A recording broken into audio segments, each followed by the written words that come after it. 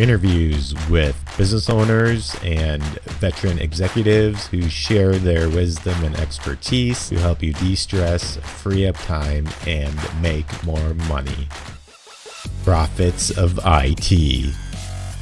Welcome back to the Profits of IT. I am Jim Jamison, your host and the creator of the Managed Prospecting System. If you're looking to generate new clients or partners without cold calling, ad spend, or spamming, be sure to check out managedprospectingsystem.com. I am excited to have Jamison West with me today as the prophet. Jamison is a former MSP owner, also been involved as a co-founder of, he's of multiple software companies. And one of his main focuses now is coaching MSPs and helping them grow their businesses. Jamison, please say hi to the audience and tell them, I guess, what's top of my mind is how did you go about selling, making an exit and selling to the 𝐓𝐡𝐞 𝐄𝐦𝐨𝐿? It's step back. A few things. I started my MSP, my IT services business in 1995, quite some time ago. Had it for 21 years, acquired a few other MSPs and sold that to a larger MSP in Texas, Aldridge. And then after one software venture, connected with the first MSP I bought was from a guy named Brad Benner, and we connected. He had a great idea to create a CSAT tool. Ultimately became Smileback, and I was the CEO, the co-founder, and worked with Brad over several years. We ended up selling that at the end of 2021 to ConnectWise, and then also co-founded TimeZest, which I currently have two co-founders, Jerway and Jason. We've grown quite a bit over the last few years, bootstrapped, having a lot of fun, and so that's going quite well as we grow that business. So that's kind of been I'm a serial entrepreneur. So spend my whole life, my whole adult life in this industry with the MSP company and multiple software vendors, like you said. Now I spend most of my time coaching owners of technology companies, principally MSPs, just kind of helping them kind of get a system in place to get more operationally mature, become better leaders, and grow their business. So, and if somebody's not familiar with TimeZest, what is TimeZest? Oh, TimeZest, yeah. So our current software company is it's scheduling for IT services companies. So we integrate. We're adding integrations as we speak, but we integrate right now with ConnectWise Manage, with Autotask, and with Office 365 natively. So it allows any IT services company to have, whether it's sales or technicians or dispatch or projects, to allow them to basically write through a ticket, allow or email or whatever they want to use, allow their clients or others to schedule time against their calendar and have it all synced all in one place, deeply integrated with whatever their PSA and calendaring platforms might be. Cool.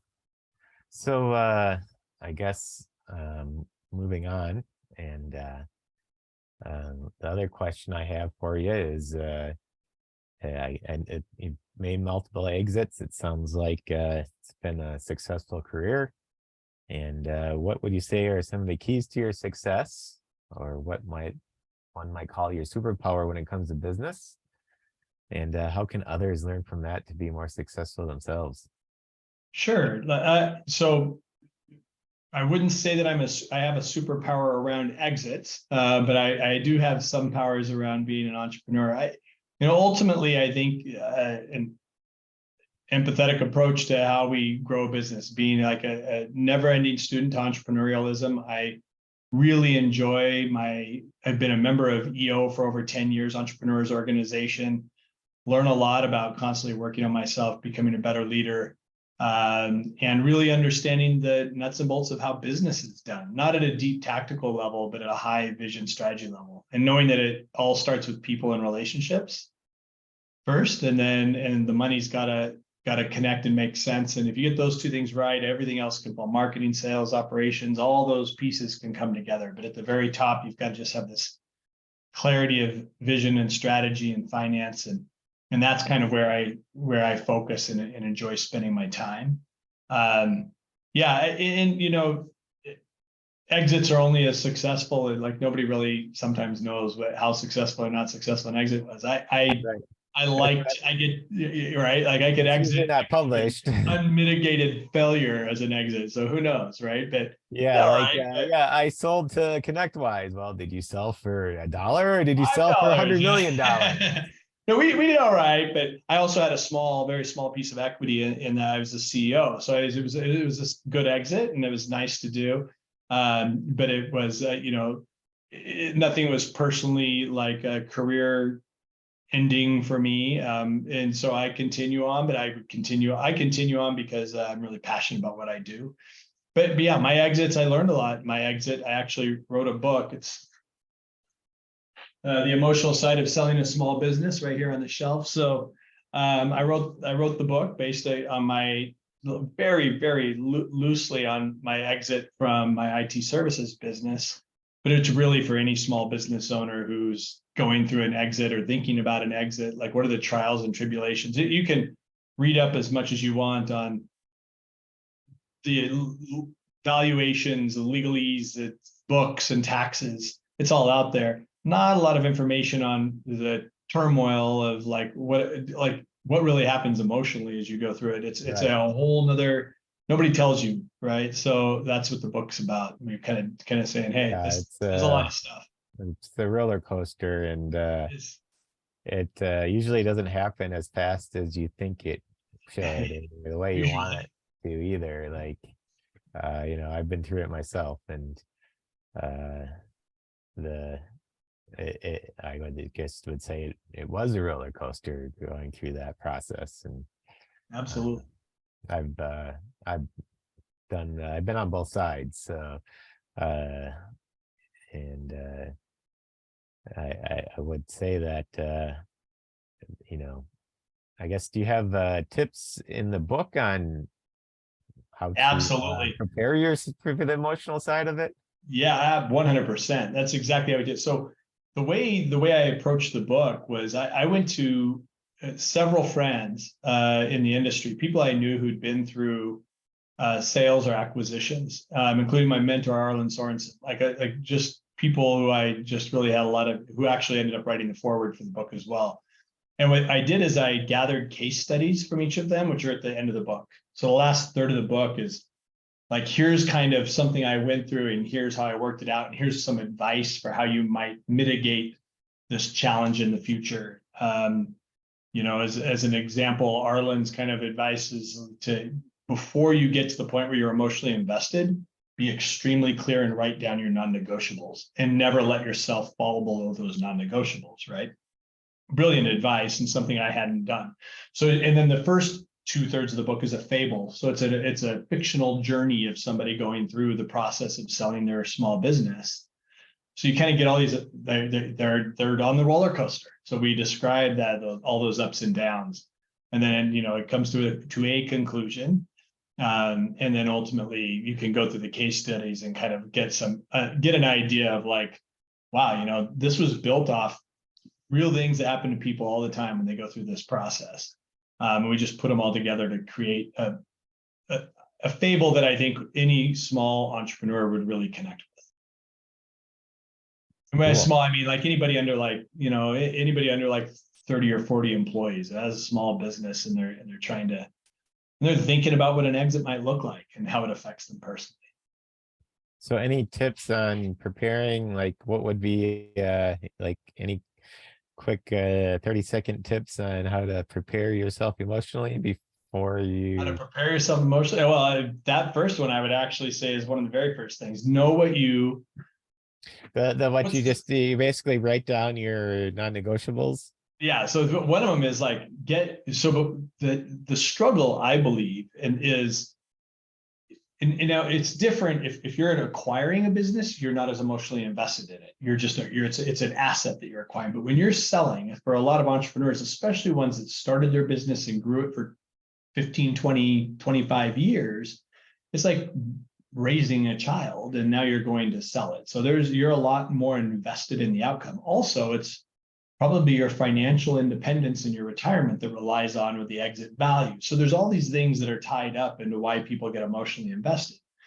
So before you start to get an idea in your head of what this might look like, and then as you get deeper into the process, however that process looks, whether it's funding or an exit or a merger or whatever it looks like, is you begin to get more emotionally invested, you begin to let things slide and take a lot less of what you initially imagined in this rosy picture in your mind. And you may start making decisions and mistakes trying to get to this outcome that may not really be the best outcome for you. And I think that I've seen that. I've run into a few people who haven't had that challenge, who've just been extremely rigid and regimented in their mind. It no longer has ROI, but they're by far the exception, not the norm. The norm is people tend to like have an idea in their mind, start down that path, and then they make all these exceptions for themselves, or they allow themselves to get kind of cut down the process because now they just desire an outcome. And that's a really dangerous place to be. And it it's a roller coaster. Exactly what you said. Any other thoughts related to this? No, that's the main. If anybody's interested, it's easy to find me and easy to find the book. I'd say take a look. Yeah. So, you say who would be this like the ideal, person to read this book? Anybody who, because eventually everybody's going to exit their business, right? So, so I'd say anybody who's kind of an entrepreneur and has a business under 40 employees. And it's not, even though it's built kind of loosely around an IT services, it's not just focused on it doesn't matter who it is. Like the E-Myth Revisited, brilliant book. It's a baker, right? It doesn't matter. That's just the function. It's all about like, what does it look like when you start and you've invested in something, built it. Now you're like, what is it going to look like for my family, my team members, my clients, my financial outcome? What do all those look like? And what does that journey look like? How am I affecting all of this as I go through this process? So yeah, take a look. It's and you can find it on our Amazon. So it's pretty easy to find. So the emotional side of selling a business. Selling a small business, yeah. Selling a small business, and you can find that on Amazon. Yeah, correct. And if somebody wanted to reach out to you personally, I don't know, maybe they're an MSP and they're looking for JamisonWest.com. Yeah. I'm sorry. JAMISON West.com. Yeah, easy to find me too. Got it. JamisonWest.com. Absolutely. Well, Jamison, it's been fun chatting with you here today. And it's been my pleasure to learn more about the emotional side of selling a business. Great. Thank you. No, great. I really appreciate having me on, Jim. And until the next time on the Profits of IT, I am Jim Punzenberger, your host and the creator of the Managed Prospecting System, looking to generate new clients or partners. Be sure to check out managedprospectingsystem.com. Thank you for tuning in to the Profits of IT. Please smash that like button, subscribe, and share.